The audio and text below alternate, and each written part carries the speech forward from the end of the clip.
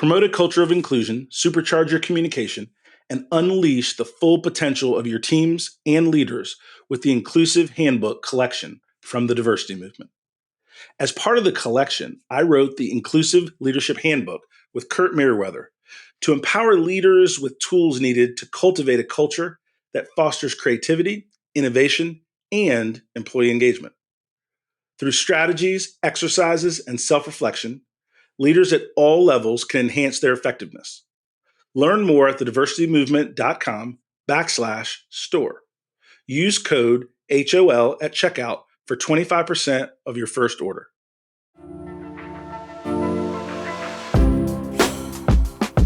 Welcome to High Octane Leadership with Donald Thompson. This season, we're diving deeper with more solo episodes, where I'll share the experiences that have led to recognition by EY, Forbes, Fast Company, and others. Not as a boast, but as milestones on my entrepreneurial path. From growing multi-million-dollar firms to successful business exits and building high-performance teams with a global perspective. I'll reveal the insights and strategies from my journey and share them with you so that we can win together. Alongside these solo episodes, we'll have industry visionaries and thought leaders, and we'll explore effective leadership. Ready to empower your leadership journey with real success stories? Let's embark on this transformational journey together.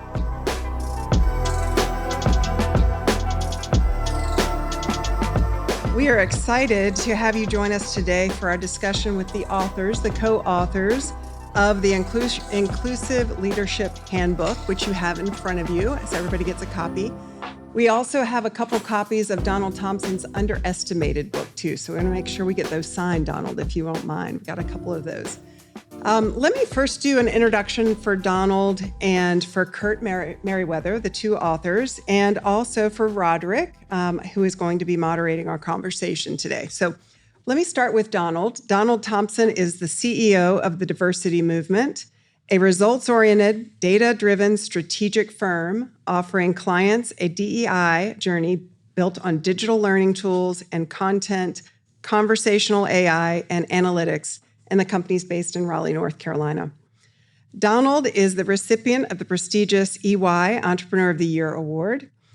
He has built an extraordinary career spanning diverse industries from tech sales and IT leadership to digital marketing and pioneering DEI programming.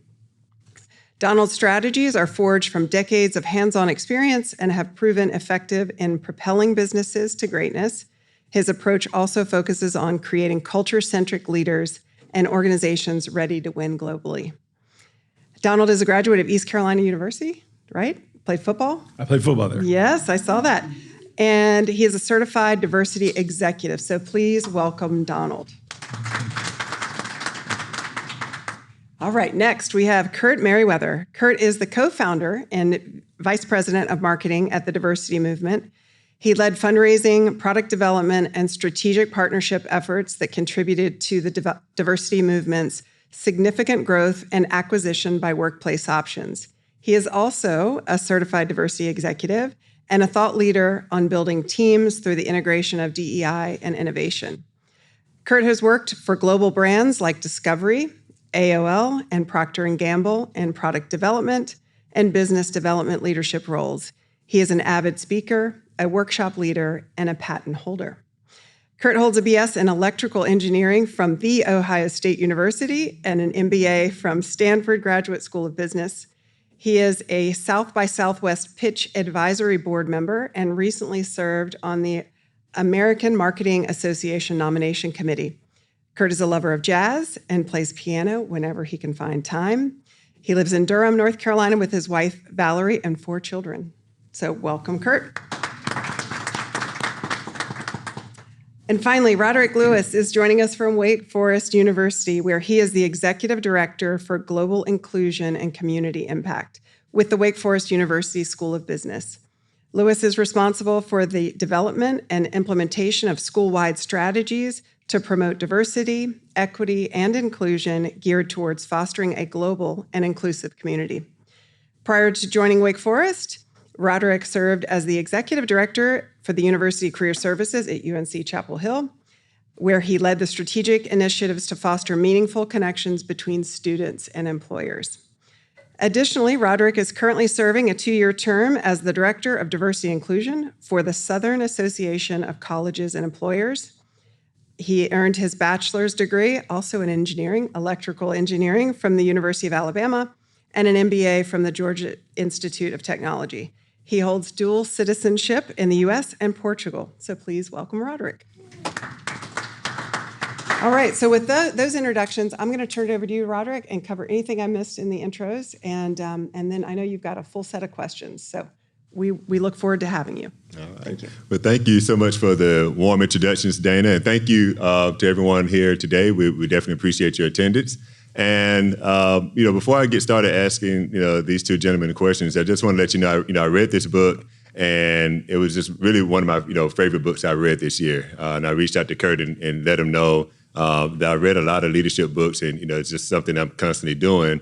And I just found when I started reading this book, I literally couldn't put it down. Mm-hmm. And so it's easy just kind of flip through the pages and really follow the strategies and lessons. And I just found each page I was just learning more and more. And I really was thinking about, okay, how can I apply this? How can I apply this? And I think that was probably one of the goals of the book is really that application mode. It's like that think and do, that read and apply. So with that, I do want to start off my first question, and this would be for both of you, but we'll start with you, Kurt.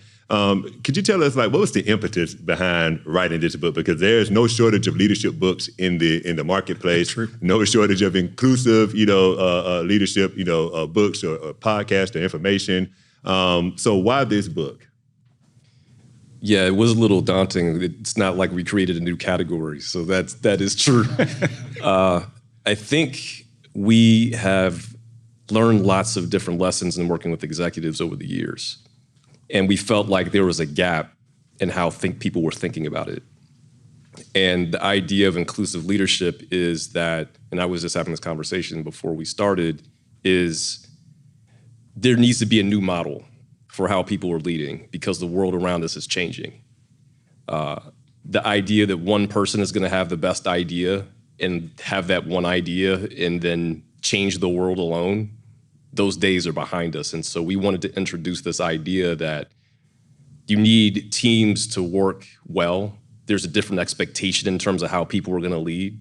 And because the world is complex, it's volatile, it's uncertain, that you need teams around you to help guide the organizations forward. And so we wanted to codify some of those concepts and put them into one place. One of the things that Don and I do a lot is we have lots of discussions, and we had a long discussion even on the way here about ways that we can continue to grow. And so we wanted to share some of those lessons from the conversations that we've had working together for many years, and wanted to get that all in one place. And so that was the impetus for taking some of those conversations that we have in boardrooms or in C-suite discussions and get them into one place. And to help people think about that from a cultural intelligence lens. And so that's the area that we felt like was missing. Thinking about leadership is how to be more culturally intelligent as the world around us is changing. So I think those were some of the key things that we were thinking about as we put the book together. Yeah. One of the things I would add, and I can be super brief on this part, is that leaders are struggling right now, right? Things were simpler when you just had the bottom line results to manage and focus on. And now leaders are expected to be excellent communicators, supposed to be empathetic. They're supposed to understand well-being, the mental health of your organization, and meet the numbers, right? But do so in an empathetic way where everybody leaves the building each day feeling good. That's kind of hard, right? And these changes in leadership expectations have really come to bear overnight.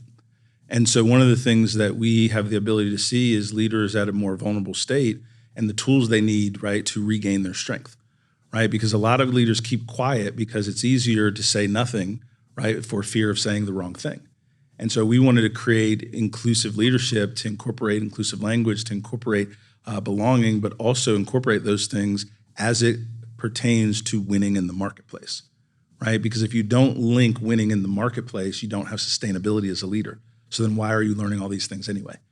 And so one of the things we wanted to do is bridge the gap between kind of the social justice element of inclusivity and empathy, and marry that, right, with empathy and economics. And we think the book as a handbook form, right, is very action-oriented, right? Because like Roderick was saying, there's a lot of leadership books out there, But the way that I do the mental math is if I read a book, right, and I get 2 or 3 things that help my business tomorrow, right, it's worth the book.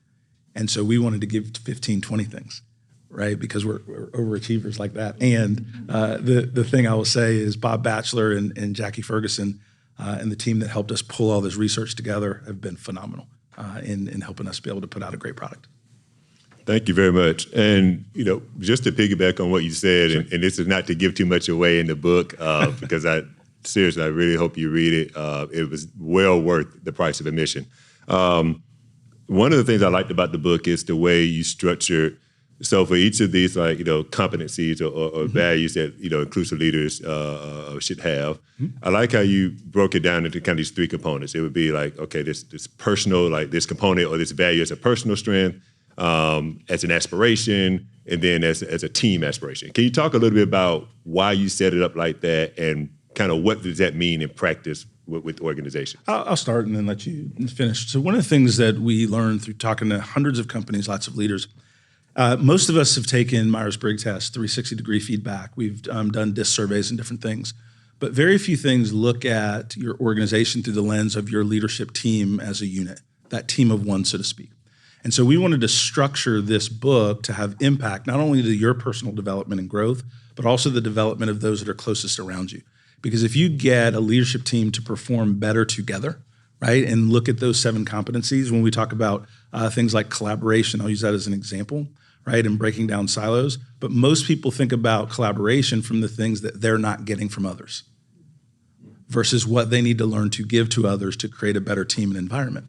And so this book is a great entree to our LeaderView tool that does assessments for leadership teams.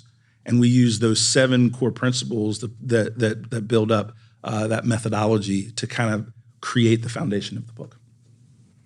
The other thing that we thought about is that organizations often focus, to your point, Don, on individual skills and capabilities. So what do I need to do? A lot of those tools talk about, what do I need to do to be ready for this next role?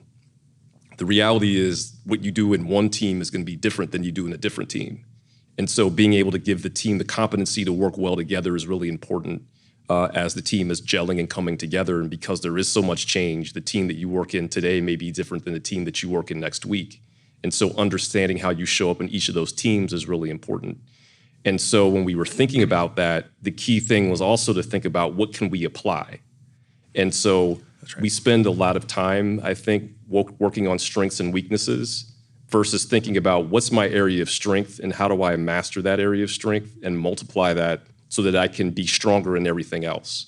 And a lot of what we talk about is trying to improve weaknesses, but if you only focus on your weaknesses, then you just become average versus being excellent at the one thing that is your superpower, and then really figuring out how to double down on that thing in the context of the team that you're on.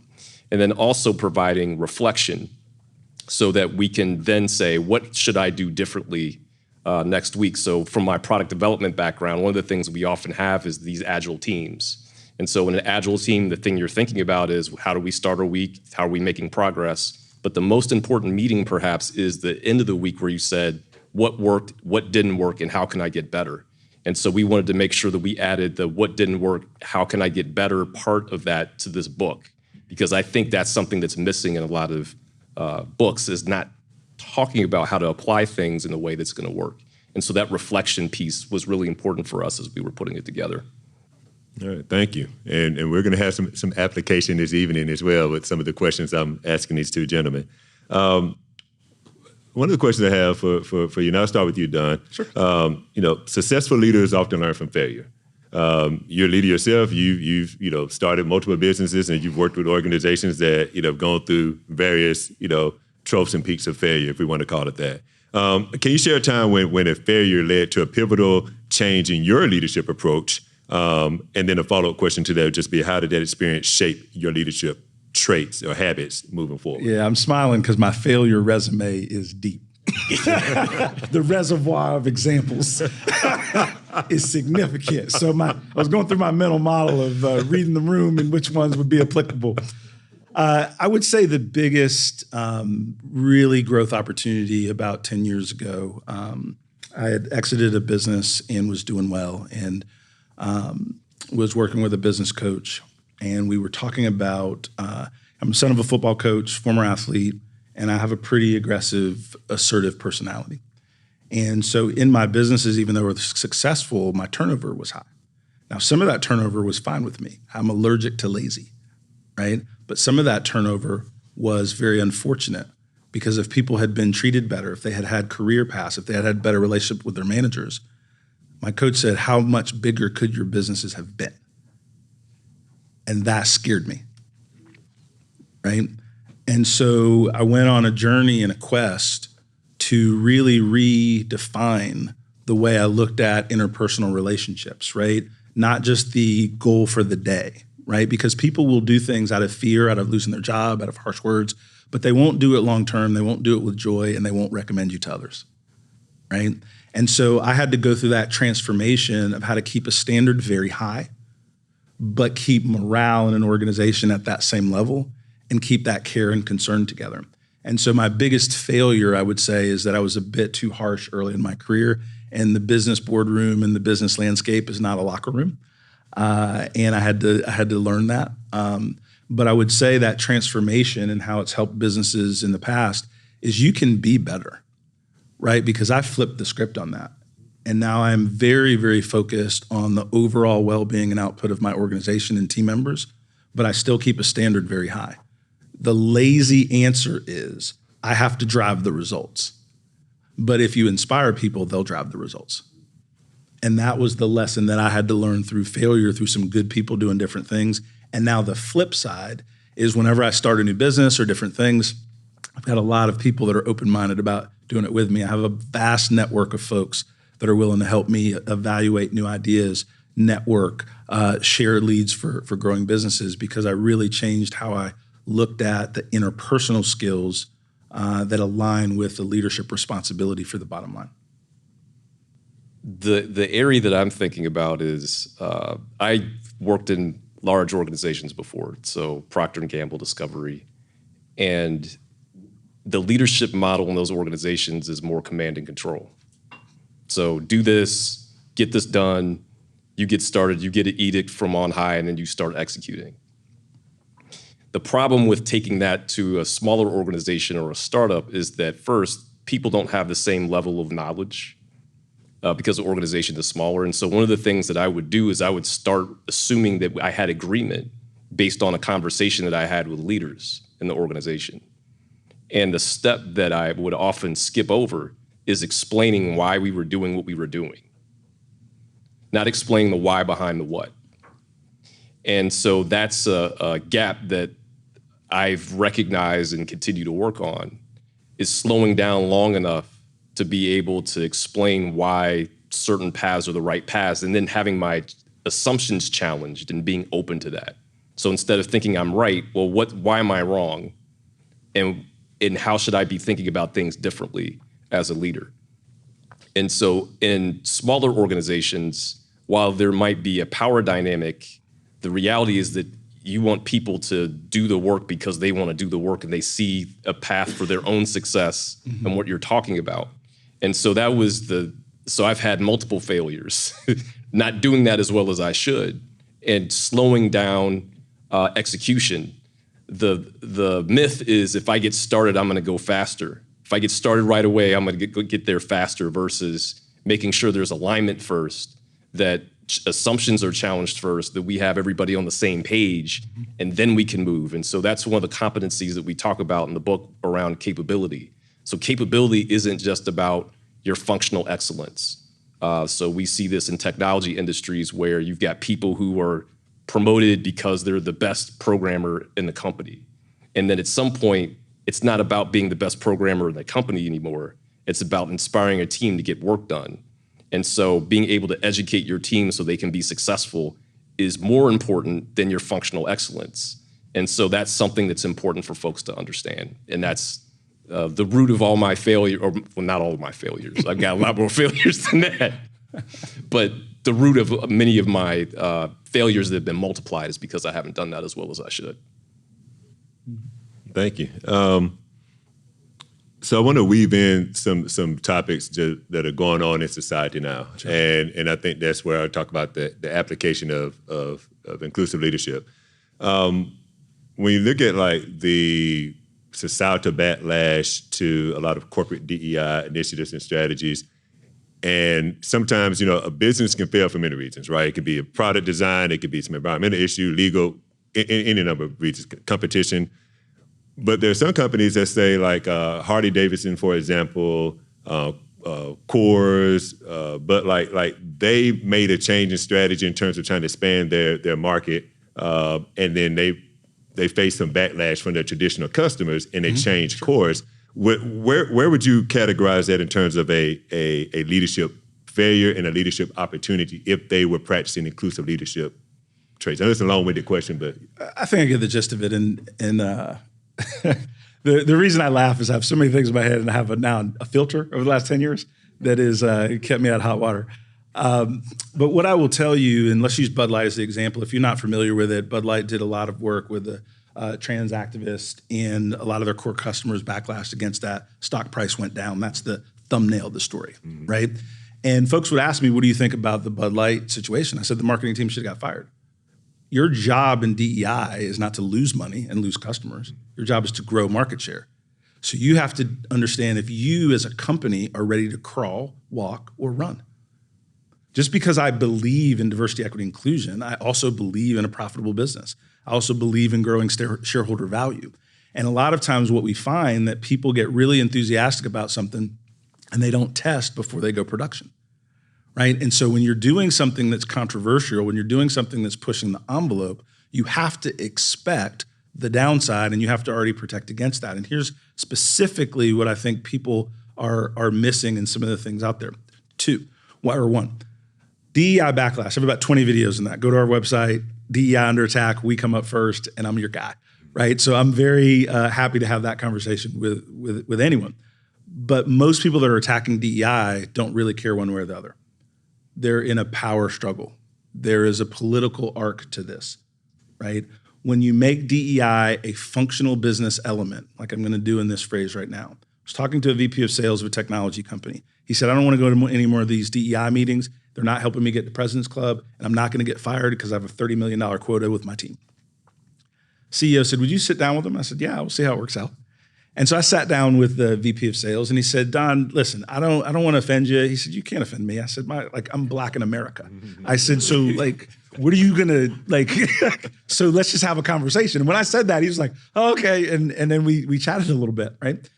And I said, what does one of your sales reps carry as a quota? He said, between $1 to $2 million. I said, do you care where they went to school? Do you care if they're Black? Do you care if they're white? Do you care if they're a woman? Do you care if they're gay? He said, no, I care if they sell $2 million of software. I said, okay, good. I said, second thing, I said, do you understand that you're going to be selling to more women in leadership than you ever have before? He said, I absolutely am seeing that. So do you understand that if you say you guys, would it be okay if we taught your team how to say person hours instead of man hours? He said, well, that makes sense, right? We want everybody to be included. I said, okay, good. Would you want your HR team to look at a various group of universities? Because if you only recruit for certain universities, you might not have recruited me, who in my experience have had a multi-million-dollar technology quota. He said, I want people to find the best talent. And we went through a couple of examples that applied to his business. And what we ended up realizing is he wasn't against DEI, he was against the way it was explained to him. He was against that it was shoved down his throat. He was against that nobody linked DEI to how he could make more money. Nobody linked DEI to the way that he could grow market share and beat his competition. And so when I talked to him about DEI from a sales perspective and how to win in the marketplace, then he invited me to talk to 50 of his global salespeople. What I do when people are talking about backlash of DEI or negative, I think about it like this, and this is super important in terms of thinking about dealing with folks with different points of view. I don't assume they're negative for no reason. I assume I don't understand the reason. So before I'm trying to fight them on a point, I want to understand how they came to that perspective. And what I found is a third of the people are not movable. It doesn't matter what the conversation is. It's not movable. And I don't spend a lot of time with that group. A third have just got a lot of bad information, and nobody is slowed down to give them enough education of how DEI can be practical in the way they work, live, and grow. they're curious. And we can move people from curious to committed. And then there's a third of people that love it, that understand it, that believe in it. And so I focus on the folks that are curious. I don't try to convince the actors that have already made a very, very firm stance of what they're for or against. But in that curious component, people want you to slow down and communicate to them in a way they understand, in a way they see benefit, in a way they can grow their business and their career. And then when you do that, you start to develop conversational momentum. And now people start asking questions. And then when I did that with an executive, I won't name the company, but it was a local company actually here in the Triad. And the gentleman was very strong Christian and had an allergic reaction to a lot of the LGBTQ education that we were delivering as a part of the DEI service. And he said, why do I need to do this? I'm a Christian. You're shoving this down my throat. What about my rights? And I was like, whoa, hey. Listen, man, I get paid either way. Like, let's just turn the temperature down, right? But I listened. And then here's what I described. I said, number one, if you feel like we're shoving it down your throat, then we need to change our tempo, and thank you for that feedback. Number two, we're not trying to change your point of view, your upbringing, your religious stance, but do you have customers that think and live different than you? He said, yeah. Do you think they should be treated fairly in your business? He said, absolutely. He said, that's what we're talking about. Do you think people should be promoted and feel comfortable at work based on their merit? He said, I absolutely want to do that.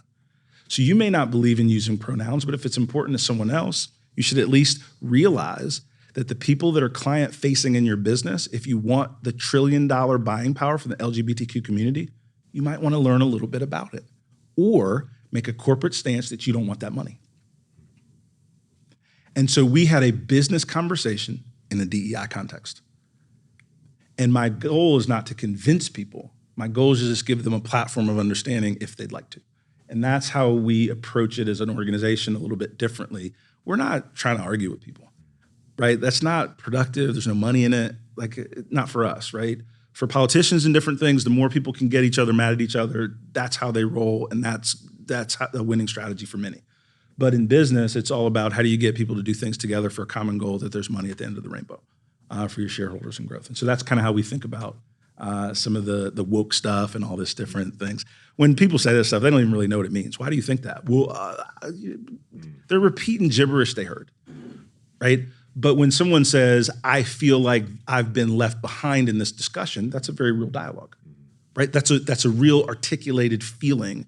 I talked to a white business leader, a middle-aged guy. He said, I feel like I'm always under attack. Why would I want to go to more meetings, read more things that are always attacking me as an individual, right? Those are real concerns that we have to manage the communication of the work we're doing so that it is a truly inclusive movement, right? Versus one that unintentionally kind of excludes people under the covers of inclusion. You want to add anything to that, Kurt? I do not. I'll get off my soapbox. But you hit a hot button question, I do not. That's on you. I think Don is available nights and weekends to talk about this topic. Yeah, I'm available 24/7, man, on the negativity piece. Yeah, you take the next two. Do you want to build your brand by being a guest on industry-leading podcasts? If you're a business leader, an author, or a speaker, my guess is that you do. Picture this. You, a dynamic executive easily connecting with engaged audiences, turbocharging your top-of-funnel marketing, and creating a treasure trove of content with every episode. Podcasting is a game changer that you've been waiting for. And podcastally.com is your VIP ticket to podcast PR success. Say goodbye to the ordinary and hello to the extraordinary exposure. Let the Podcast Ally team connect you with the best-in-class podcast for you to be a guest on. Head over to podcastally.com and use the promo code DT for a 10% discount on Podcast Ally services. That's podcastally.com, promo code DT. Hey, I love the response. Thank you. And I do have a question for you, Kurt. And this is related to what Don just talked about, and because that role of that leader within an organizational context, it sounds easy. You read the book, say, "Oh, this is easy. Wow, you just do ABC." But we know in practice, it's not easy because you're dealing with those very barriers and challenges, and change is hard. Yeah. So my question for you, Kurt, when we think about employee engagement, because a lot of this is around engagement, high performance, right? High, productivity, psychological safety, and all of that. Why is employee engagement a key ingredient in creating an inclusive work environment? Employee engagement is one of those areas. So the challenge with DEI is that people are often misinformed about what it means. And so when you have a conversation with someone, you're already starting from a place of misunderstanding versus starting with employee engagement. So I can't imagine talking to somebody who said, yeah, I'm not really interested in employee engagement. I don't think that matters. And so starting from a point of agreement is really important if you're trying to have dialogue. And so that's one of the things that we found when we started thinking about how to reposition what we're talking about. We wanted to change the conversation so we weren't spending so much time having these discussions like we were just having. And the thing that we saw was there's been some work done by the Drucker Institute. So Peter Drucker is the culture eats strategy for breakfast or lunch or dinner, depending on how you've heard it. And there were 5 different drivers for organizational effectiveness. Employee engagement is one of those key drivers. So if you look at companies like NVIDIA or some others, Microsoft, employee engagement on that survey that they've done, they rank in the top 10. And so it's also connected to financial performance as well. And so as we looked at employee engagement, the thing that we saw was there is a misalignment between what leaders want and what employees need. And so employers are often interested and they speak in the language of, well, we need to improve our margins by X, or we need to make sure that we're getting this much efficiency out of the system. So we want you to work overtime this week to make sure that we can get this done. And that's not getting people out of bed in the morning. What they want to have is their individual needs met. And so when you think about individuals in a team and how to get them excited, how do we think about that in terms of well-being, belonging, trust, and making sure that they have a career path? And so that's the thing that as we've thought about DEI is not the end point, but an ingredient into driving employee engagement along with some other strategies, inclusive leadership being one of those strategies. But how are we communicating more effectively to people? Do they have a place where they feel safe, both physically and psychologically? What's the relationship like between my manager and me? One of the things that we found looking at Gallup data is that 70% of the variance in employee engagement is directly tied to the relationship with the manager. So that means individual managers are the ones where culture really lives. So this idea that culture is this amorphous thing isn't true. Most people don't leave companies, they leave managers. And so it's important to make sure that point is connected as we think about those individual leadership strategies. And so making sure that I'm thinking about the folks that work for me in our teams and making sure that they've got a career path and that they know that we care about what that path looks like as they go forward. So those are some of the key strategies that we think about. And so starting with this idea of employee engagement in a world where Gallup says 2/3 of people are disengaged in the workplace, and about 17% of people are actively working against their employer. So it would be better if they never showed up.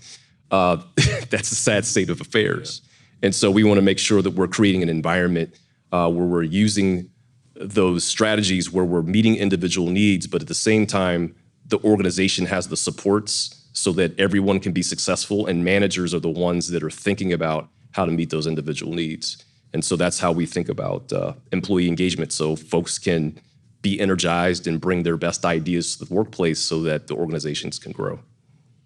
So my follow-up question on that, since done, so I can give you 2 questions. So we get our 2 for 1 here. 2 for 1 special. 2 for 1 special. Is that dependent on the size of the organization? And what I mean by that is, as an organization gets more complex, it just gets more complex, right? So you can have these things from the top down, and to your point, they don't always, what really, like you just said, the troops, frontline supervisors, if they are not the ones that are executing that message, it's like the last mile for Amazon or last mile for the cable companies back in the day, remember Time Warner and all of that. It doesn't matter. Like, you can have the best intentions at the top. It's like a restaurant. I always tell people my restaurant example. If we found a restaurant together, nowhere we sit here and say, hey, man, we want to treat that person like this. We want to treat that person like that. We want them to like, you want the consistent experience because you want the repeat business, referrals, and all that. So we have that as the founders and owners. But if my service staff or wait staff, waiters, waitresses, or what have you, if they're treating different customers differently and not in the way that we want, now you've created a brand for yourself that you don't want. Mm-hmm. So the question then becomes, how do you get that message that you talked about, that employee engagement, having everybody marching to the same song, wanting to innovate with it, basically want to treat their job roles like entrepreneurs. They want to create value for you. What are some thoughts around that? Right. So first, it's understanding what our roles are as a leader. And so it's back to the competencies that we were talking about before. So part of my job isn't just to hit the numbers. I don't want to be that toxic rock star would be one way that I would talk about it. So you've got folks in the organization that are amazing. They hit their numbers every quarter, but they're burning the people out at the same time. And so there's a significant cost to that. First, Glassdoor exists. And so people look at Glassdoor ratings for companies, and that can damage your reputation externally if you've got that happening. And so leaders need to be aware of the impact that they have when they're not thinking about their people as a key resource. And so the core is balancing, taking care of the people, but also performing at the same time, but you can't have one without the other. And so that's the key thing to think about. And so the organization should be rewarding and recognizing that behavior. And so that happens through compensation. It happens through promotions. It happens through understanding what motivates folks. And so, whether it's going to President's Club or other things or other awards the organization has, making sure that that model is lifted up as this is what good looks like for a leader. And then also providing the education the leader needs to be able to do that. That's right. And so professional development is really important. And so, whether it's using inclusive leadership principles or LeaderView or the other tools that we have access to, but making sure that there's some sort of focus where people are spending time sharpening the saw. And so we're always getting better as leaders. I believe leaders aren't born, they're made. But you can always get better. And so I think the organization providing time for that to happen, providing support for that to happen is critical. And you can do this no matter the size of your organization. Yeah. And so that's the thing that I would also say is that it's easier to engage your teams when the organization's a little bit smaller. Once you start getting to the kind of 50, 100 people range, then you start to have challenges. And so that's where you have to be more intentional about doing those things as you start to grow as an organization. But that's the key thing, is making sure the managers have the supports they need to support their teams, and then having resources available to team members that might be under distress. So having access to well-being solutions where they can talk about work-life family challenges and making sure they're getting the needs met that way. And then their managers pointing them to that. So it's not the, why aren't you doing this? Do more, do more, do more. It's, well, I've noticed that your performance has been falling off a little bit. Tell me a little bit about what's going on with you. And being curious about how to solve some of those problems. So those are some ways that organizations, no matter what size they are, can start to employ some of those employee engagement strategies.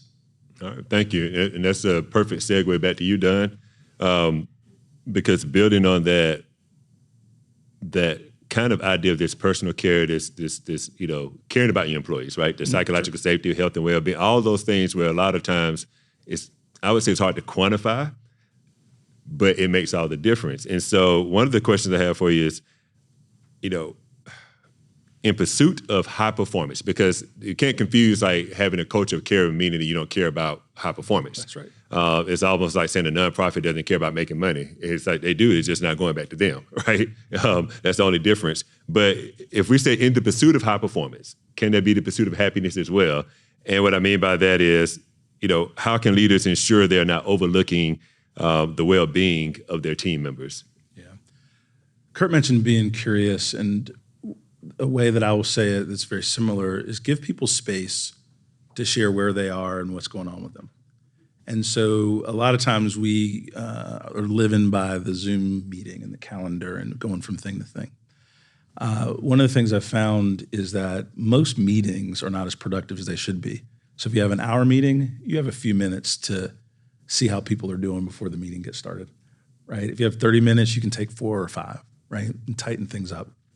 But what I found is by doing that, by really opening the session, especially in the one-on-ones with, how are you doing? Tell me about the kids. What's going on with you? I don't want to have a different tempo than that person is ready for in that moment. So if I'm listening to a leader and it's like, oh man, Don, thanks for asking. My son, Jeff, right, he sprained his ankles to game last night. I'm not sure it's a broke.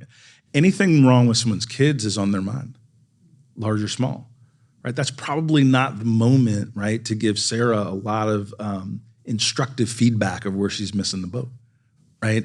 And so you don't get those signals if you don't ask, right? And when you ask and you sincerely want to know and want to care and be helpful, what really happens is that people outside of their experiences with you are going to work as if you're there, because now you're a part of the team with them, both in business and in life. We spend so much time at work and so much time with the people that we work with. And so trust is something on that trust barometer that can really go down really quickly with one single interaction that goes wrong. And especially with the new generations coming into all the generations that are mixing within the workplace. So the number one thing, to be specific, is be really thoughtful and open to just checking on your folks. The second thing that is most important is when you're giving feedback where people need to upskill, get to the next level, make sure you let them know that you're going to partner with them to get there. I don't limit my judgment or my perspective on what good looks like. But when I'm describing something isn't to the level that we expect, I also then describe, here's a couple of ways that I can be helpful. Are there any other things that you need so that we can get this project, this deliverable, this revenue goal to where it needs to be? And now we're in it together, right? And so again, I'm not absolving them of their part. I just think about it very simply as we're either a team or we're not a team. And if we're a team and we've got a challenge, let's work it together. And when people feel that, it's more motivational for them to go attack the challenge, right? And here's the thing. They don't want to disappoint you a second or third time. They're going to go work harder than if they feel demoralized or browbeaten and all those different things. Then they're going to be thinking about, why am I here? Why should I be here? All those negative feelings versus taking the tools and the temperament and the training that you're trying to give them so that we get it right the next time. And was a big learning for me in terms of how to give feedback, because it was confusing to me. I was like, I'm paying money, okay, and I need these results, right? And to me, it was like a simple like calculus, right? But people aren't a simple calculus, and motivation isn't a simple calculus. And so I had to slow down and speed up in the businesses that I run. Just to add to that, I think this is even more multiplied if you think about working in a hybrid and a remote environment. It's even more difficult to have some of these conversations. Mm-hmm. And so it's more important because you don't have the benefit of walking past somebody to see how they're doing and reading body language.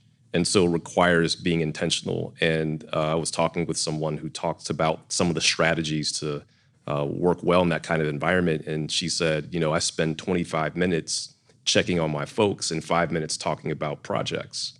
And the reason that I shift that balance is because if we're okay in terms of a relationship, and I understand what's happening and I can convey that I care about you as a person, then the work is the easier part.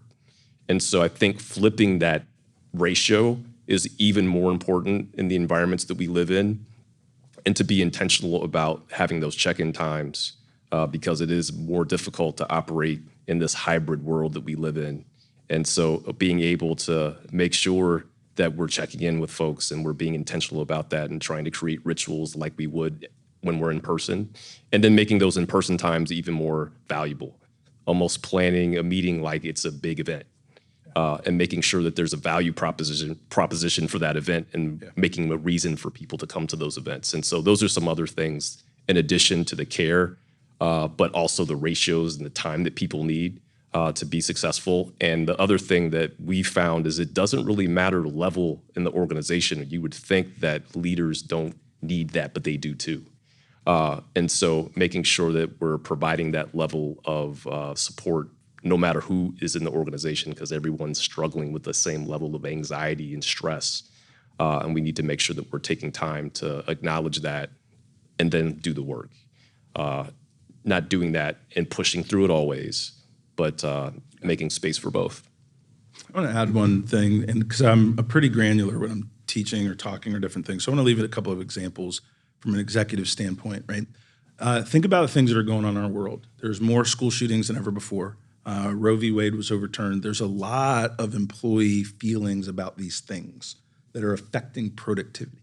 And so when I talk with executives, right, executives have their own personal views and preferences on all of these major issues, right?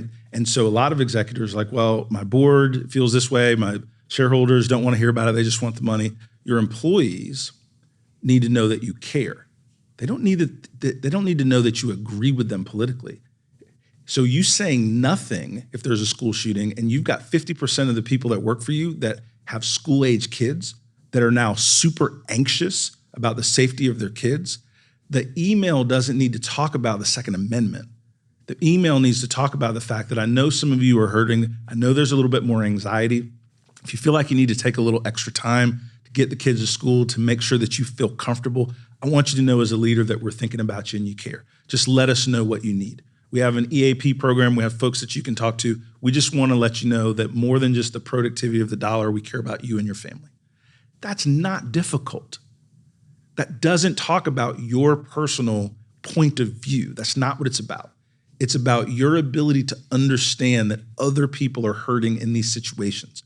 And those are some of the tactics that we talk to leaders about so that leaders that amplify inclusive leadership don't stay silent. Because silence is interpreted by your teams as you not caring. And that's something that we really encourage leaders to think about. The silence is not the safety that you think. And so you might as well spend the time to learn how to say something positive, affirming, empathetic that holds with your values as a company, that manages all the things that you have to deal with, but take the time to do that, because I do think a lot of leaders stay silent out of fear, and they don't understand that they're getting the negative feedback within their organization because they've said nothing about things that people are going through in the world. One of the questions I have to follow up on that, Don, one of the things I liked about the book, it references a lot of the, external things to the organization, like you just talked about, right? You have these internal types of activities and initiatives that go in the organization. Then you have the external things you just can't control, external to you. And you talked about that in the book in terms of, I liken it to like basketball, this inside-out strategy. It's like you take care of your inside, take care of your people. They're good, they understand the business, they're running through a bit raw for you. That would pay dividends external in those strategies that are external to your organization, right? Community relations and your supply chain and, product, safety, all these different things. Can you talk about that? And this is kind of under that ESG framework, if we're thinking about that model, which you also talk about in the book, but talk about the benefits external to the organization when you have everyone rowing in the same direction and motivated and passionate about your company's business. What does that do in your external operations to build your employers, your company's brand and revenues and all of that? Yeah. There are opportunities to do lots of things at the same time if you think about how to leverage the areas where your team lives and works. And so there are organizations, I'll use a couple of examples, that think about community service. And there are ways to amplify that community service in a really powerful way. So one is to pick causes that your team is interested in. So let's use your financial services institution. And so one of the things that you could do as a financial services institution is do financial literacy programming in the community to extend the brand and to make sure the brand gets amplified. And then within that same program, you can use that opportunity to identify leaders or emerging leaders in the organization that need mentoring and sponsorship. And so by doing that, that allows them to spend time with executives that might have the same cause that they care about. They can take a leadership role in meeting the needs of the community, and then they're going to be more engaged both in the community but also at work, because they know that that organization cares about the same things that they care about, which means also that they care about them as well as individuals. Mm-hmm. And so trying to take ESG is one of those things that's a loaded term, and trying to deconstruct it to talk about, well, what's the social element of that? I want to make sure that I've got a strong brand in my community, so that way I can recruit more easily, that it allows me to get more customers because of how I show up, and then it provides a leadership development opportunity for people.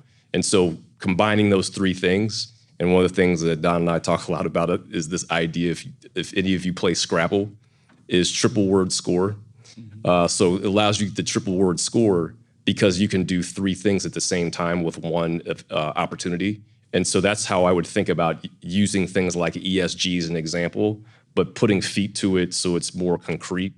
And then you can see through some programs like that and getting other people in the organization across functions to get involved in those things. So that's an example of how I would see ESG coming to life. Okay, so the next question, I know both of you like sports, and so I had a chance to talk with Kurt before I came here. We talked I on have the to phone. correct one thing. I said Go ahead. I played at ECU. I was a practice team All-American. all my good tape is at practice, but I was good though. At practice, I was straight. All right, You know what I'm saying? all right. We all were heroes at one time. Yeah, exactly. But I use a lot of sports analogies, as I know you guys do, like sports, and you always hear sports and corporate and military analogies. But thinking of a sports analogy, whether it's basketball, football, and I'll start with you, Don, then Kurt, we come to you. What is a leader of a team, a current team or a past team, that you just say, hey, this is a coach or an organizational leader that practices inclusive leadership, and here's why. Like, explain to us why and give us examples. So my mom bought me a book for my birthday maybe 4 or 5 years ago, and the title was 11 Rings. And it was by Phil Jackson. And certain times I look at the cover of the book, different things, but like certain titles, right, earn your respect just through the title, right? 11 Rings. And so he had coached some of the arguably best players to ever play the game. Obviously, Michael Jordan, Kobe Bryant, Shaquille O'Neal, just household names in the sport. But in order for those teams to be successful, the role players needed to be appreciated. They needed to do their part. They need to make big shots in key moments.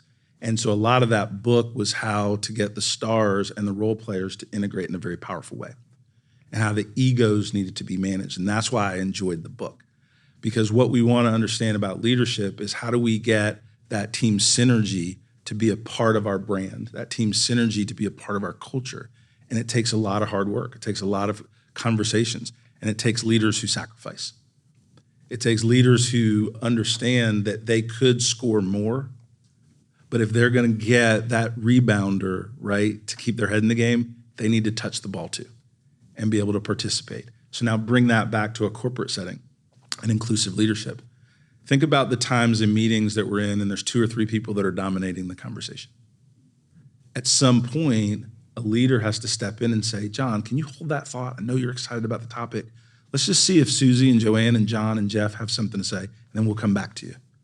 Most of the time, John doesn't even realize he's monopolizing the conversation. He's just excited about what we're doing. He's got some good ideas. He's done his homework, and he's really overzealous. Yes, there's some bad actors and teams and different things, but that's not normally the case. Normally, when you remind that of John, it's like, oh my gosh, I got it. Yes, Susie, I can't wait to hear from you. And they kind of fall in line, because most people want to be thought of as good actors, but there has to be a leader that makes sure that everyone has the opportunity to share. And even if Susan or even if John doesn't want to add anything at that moment, that acknowledgement is still very powerful. And so when I talk about inclusive leadership, I really try to drive to the moments of interaction that affect our teams. Bad meetings. Think about if you had a bad meeting or you went to a waste of time meeting. You talk about it at home, you talk about it with your friends. It stays with you, right? So the more that we can create positive interactions within a workday, right, the more that we're really generating well-being and creating DEI in action, right? Not in a philosophy, not in a talking point, but how do we really treat each other in a way that drives the business forward? And so I wanted to just give a couple of examples, kind of in the corporate speak as well. Thank you. Kurt? Mine also from basketball, so I'll pick Pat Riley and this idea of heat culture. So if you follow the Miami Heat, one of the things that they have at midcourt is culture. And that's emulated by lots of different companies and organizations in terms of how they build their team. And so there are a couple of attributes of the Heat that I think we can learn from. One is player development. And so if you look at most of the players that the Heat has, with the exception of LeBron and Dwayne Wade and Chris Bosh many years ago, they spend a lot of time in player development. So these are folks that weren't highly recruited. These are folks that you probably never heard of, but they have a strong scouting department. And so they're able to look for specific skills and traits and attributes because they know that these are the players that are going to do well in the Heat system. And so back to companies, that's up to us when we're hiring people. What are we looking for people to be successful in our organizations? Are we willing to look past the pedigree and the resume to the skills where you can see that somebody's overcome adversity, the skills that show that somebody's resilient, the skills that show somebody can learn something new? And so that's one element that they use in terms of scouting and then player development. And they really invest in training their players and having the coaches thinking about how to grow them. So eventually they're going to be stars for the team and then ultimately get plucked by other people. So there's player development. The other thing that they have built in is mentorship. So he's no longer playing, but there's a player's name is Udonis Haslem. And so he had been on the team for 20 years. So they were paying Udonis Haslem like $3 million to play 3 minutes a year. And you would ask, why in the world would the Heat be paying him $3 million to sit on the bench? And it's because of his mentorship. He was such a strong reinforcer of culture because he could bridge the gap between here's what Eric Spoelstra is asking you for and here's what Pat Riley expects, but I'm going to tell you what this means now as a player coach. And so being able to have mentors that understand how to do that and relate generationally, because one of the things that we're seeing in the workplace now is we've got 5 generations of people in the workplace. And so expectations of what baby boomer experienced when they came into the workplace versus a Gen Zer, it's very, very different. So I could go on all day about that, but trying to wind this in a little bit. The mentorship is really important. So Udonis Haslem's role is to bridge that gap. Here's the expectation, but I'm going to tell you in a way that you understand it because I'm still a player. And so being able to combine leadership, player development, and mentorship is something that strong teams do so they can reinforce the culture. So why is the Miami Heat competing with talent that's probably not as good as the other teams? Because their culture is so strong. And so we can apply those same things and use resources because our cultures are so strong inside our organizations that we can compete and win in the market. Oh, I could talk to these guys all day about that. So one of the things, and you guys know this, most teams, there's 3 ways they think they get better. There's draft, free agency, and trades. And that 4th component is what, to me, very few teams do. And with the Miami Heat, that's my team as well. They are the best, in my opinion, at that 4th dimension, which a lot of teams don't really invest in, which has those corporate implications as well. It's like, how good are you at your own internal mechanisms, building bench strength, succession planning, the next leaders, versus always having to hire from the outside? We can go on all day. Last question, I have one more, then I'm done. Could you, and this is in the book as well, I just want to make sure they talk about it before we jump to the audience. Can you tell us about the TDM leader view? Yeah, I mentioned it earlier, and I'll take this one, and then you take the final one. TDM leader view is different in some very simple ways, right? And very specifically, it looks at the organizational strengths and weaknesses of your C-suite or your department leadership as a unit. And that's so important because when you're discussing individual strengths, we really don't overlay them and how they interplay, sales between marketing and technology and operations. And that's really what the CEO needs, right? The leader of the business needs an organization at the top that is orchestrated and working well together. And LeaderView uses the competencies from the Inclusive Language Handbook. And then what we do, once you take the assessment, and this is the other secret sauce of it, we create a personalized learning plan for each executive that has white papers, micro videos, very small snackable content, because we know if you take a leader 2 hours of training, they leave that training, they're on the phone, they're on 18 different things, right? They might have taken one good thing, but they just don't have the ability for it to stick in that way. But if you give 15-minute increments of education that applies to them specifically, now all of a sudden that seems very realistic to continue to improve over time. And then here's the thing that's awesome about leaders. They want to have the winning score, right? So that's one of the traits of a high-performing team. Like, they care. When they're looking at it, when we do one-on-one interviews with the leaders, they're like, okay, I don't agree with this one, blah, blah, blah, but I agree with these two areas. And they develop an action plan, and they don't want to hear that again, because high-octane professionals, right, we want to get it right. And they just need the direction, the training, and the plan, and then they'll go execute that plan, right? And so LeaderView is something that we do for leadership teams and people leaders within organizations, but we try to combine it in terms of how they work with other parts of the organization. Anything you want to add to that, Kurt? Just real quickly, the other piece is providing data. So sometimes these conversations can be, well, I think I'm amazing. My team doesn't know what they're talking about. Everybody else is wrong. And so this gives us a database way to have that conversation. Because Don's point, I haven't met a leader that doesn't think that they're amazing typically. So this will help to diffuse some of that by having that conversation like, yeah, you're great, but here's some other areas that you might look at that your team talked about. Let's have a coaching session around that so you have the motivation to make some changes, and then we'll talk to the whole team together. So that's the other thing I would add. Okay, thank you. Can we give these two a hand, please?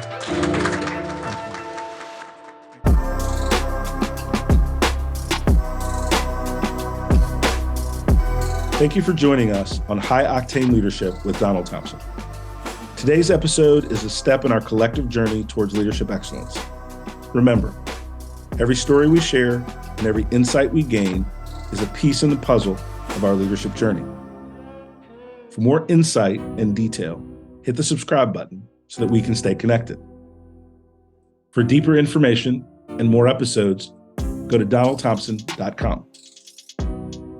Continue to lead with vision and purpose, and until we meet again, embrace your role as a high-octane leader in the ever-evolving world of business.